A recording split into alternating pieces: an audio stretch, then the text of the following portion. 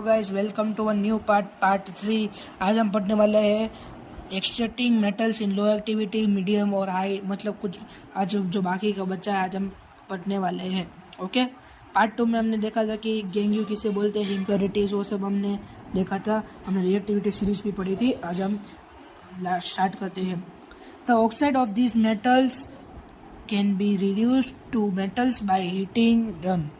मतलब ऑक्साइड को हम कैसे निकाल सकते हैं, हमको उसको मेटल्स को मेटल ऑक्साइड्स को हीट करके। For example cinnabar HCl is an ore of mercury. ये बहुत बार MCQ में पूछा जाता है कि मर्क्यूरी सल्फाइड का मतलब मर्क्यूरी सल्फाइड का और क्या बोलते, सिनावार बोलते। Okay, when it heated in air it first reduce into mercuric oxides HgO mercuric oxide, then reduced to mercury on further heating। मैंने आपको पहले भी बोला था कि मर्क्यूरी, हम कोई भी चीज़ सल्फाइड या कार्बन, पहले हम उसको ऑक्साइड में करेंगे, फिर हम उसको ऑब्टेन करेंगे मेटल को। Okay, HgS plus 3O2 HgO plus SO2। HgO gives Hg plus O2। Okay, copper which is found on Cu2s in nature can be obtained from the और by just heating in air. हम सिर्फ heating करके ही हम copper को निकाल सकते हैं जो सल्फाइड में है। मतलब उसको ऑक्साइड में करते हैं। 2Cu2s plus 3O2 gives 2Cu2O plus 2SO2। 2Cu2O plus Cu2s gives 6Cu plus SO2। Okay, extracting metals in the middle of the activity series. अब हम मेटल एक्टिविटी सीरीज के थोड़े पढ़ेंगे। These are usually present as sulphides और carbonates in nature. It is easier to obtain a metal from its oxide as compare to sulphides and carbonates. Point, the sulfide ore are converted into by heating strongly in presence of air is known as roasting. The carbonate ores are converted into oxides by heating strongly in limited air. The process is known as calcination. Roasting की calcination क्या, roasting की equation लिखने के लिए बोले तो हमको ये वाला लिखना है। 2ZnS plus 3O2 2ZnO plus SO2।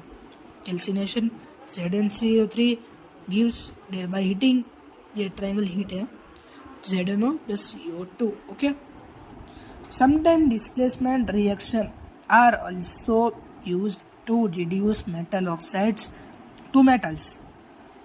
The highly reactive metals such as chromium, calcium, aluminum, etc. are used as a reducing agent because they can displace metals of lower reactivity from their compounds। हमने पहले भी पढ़ा था कि वो जो बड़े बड़े रिएक्टिव वाले होते हैं वो छोटे वाले के सॉल्यूशंस ले लेते हैं। Okay, for example manganese dioxide is heated with aluminum powder, the following reaction takes place: 3MnO2 plus 4Al 3MnL2O3 plus heat। Okay, this reaction is highly exothermic।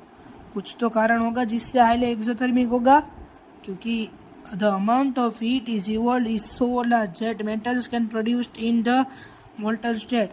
मतलब ये हमको मैंगनीज मिलेगा ना, लिक्विड स्टेट में मिलेगा। Okay, the reaction of iron 3 oxide Fe2-3O3 with aluminum is used to join railway tracks or cracked machine parts।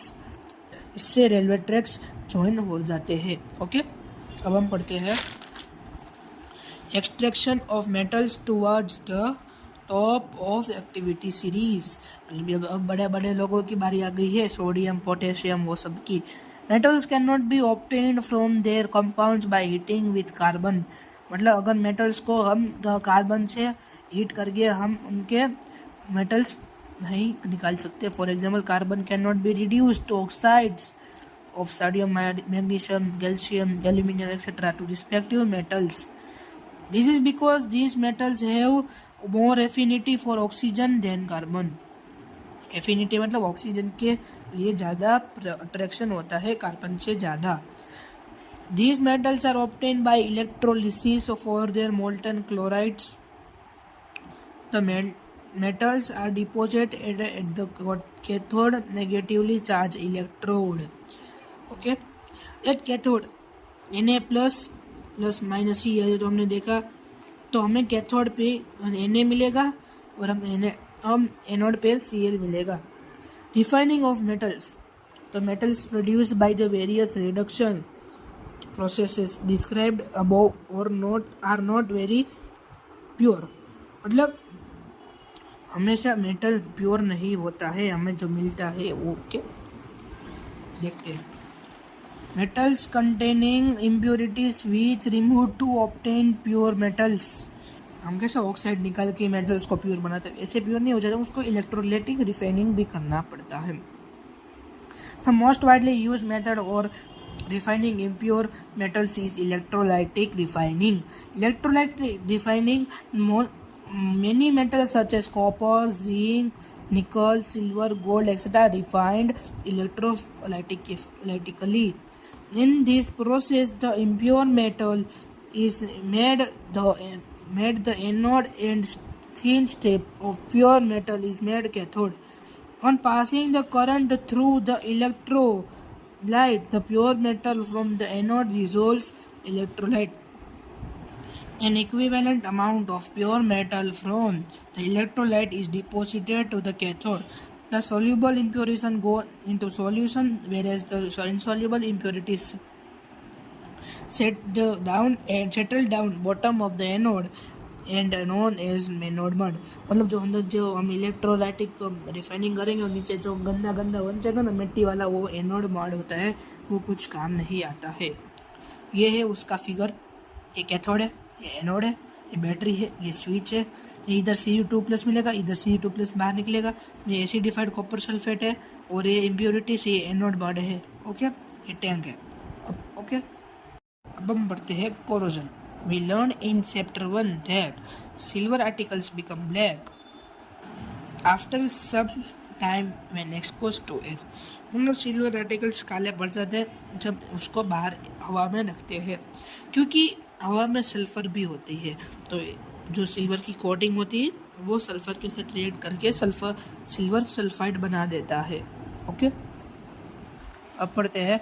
Copper react with moist carbon dioxide in the air, moist भेज वाली air, and slowly loses its shiny brown surface and gains a green coat.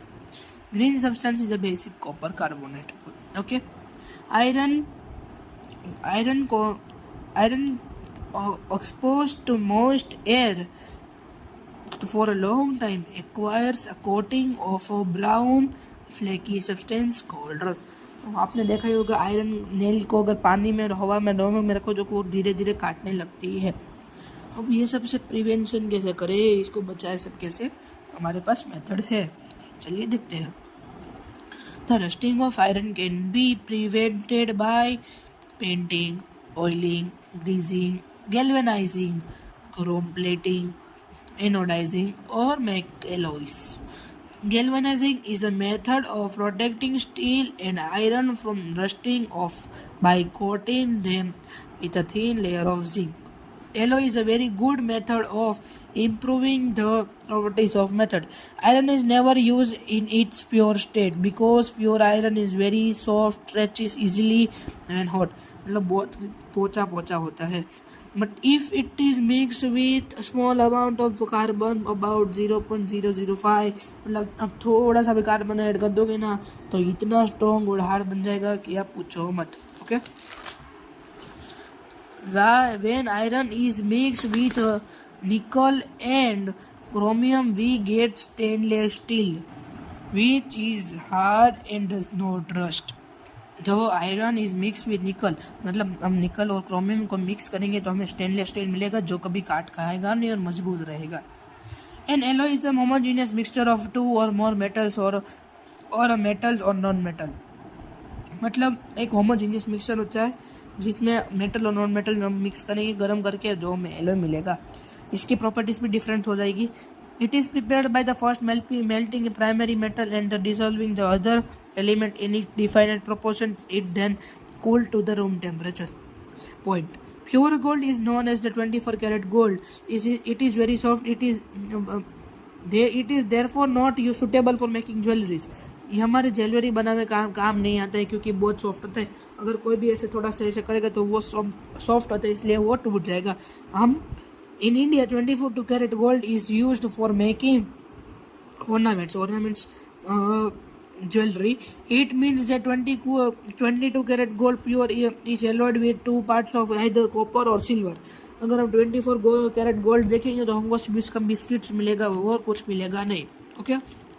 If one metals of mercury then alloy, मतलब कोई भी alloy मतलब क्या, दो, कोई और से ज़्यादा. अगर दो में से कोई भी एक मर्क्यूरी का हो तो हम उसको अमलगम बोलेंगे. तो electrical conductivity of alloy is less than pure metals. अब एग्जांपल देख लेते हैं एलोय के.